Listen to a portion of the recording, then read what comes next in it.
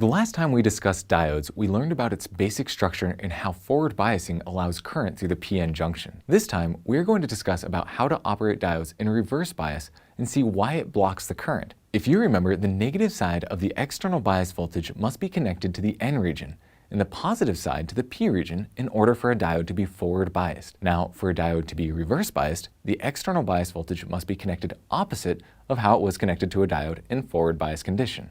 So the positive side is connected to the N region, while the negative side is connected to the P region.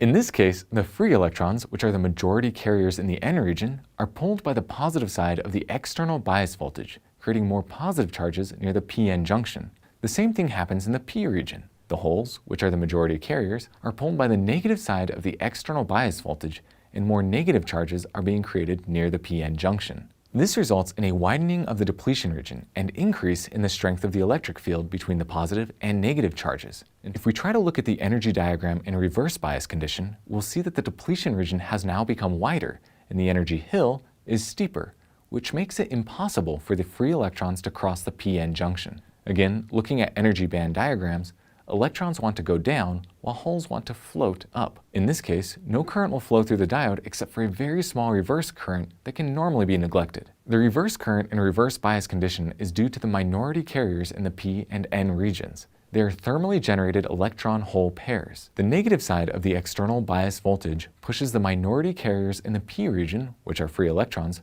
toward the p-n junction. Since the conduction band in the P region is at a higher energy level than the conduction band in the N region, the minority electrons can just easily pass through the depletion region since there's no additional energy required. The reverse current in reverse bias condition should be really small. However, if the external bias voltage is increased to a value equal to the breakdown voltage, the reverse current will suddenly increase. What happens is that the high reverse bias voltage gives enough energy to the free minority electrons so that as they move through the P region, they collide with atoms and knock valence electrons out of orbit and into the conduction band. Now, these electrons that were knocked out from their orbit become conduction electrons. They are also high in energy, and so they repeat the process of colliding with atoms that results into multiplication of conduction electrons. Because these electrons possess high energy, after they cross the depletion region, they don't combine with the minority holes, but go through the N region as conduction electrons. The multiplication of conduction electrons causes the reverse current to increase drastically. If the reverse current is not limited, this might cause damage to the diode. So now we know how a diode operates in a reverse bias condition.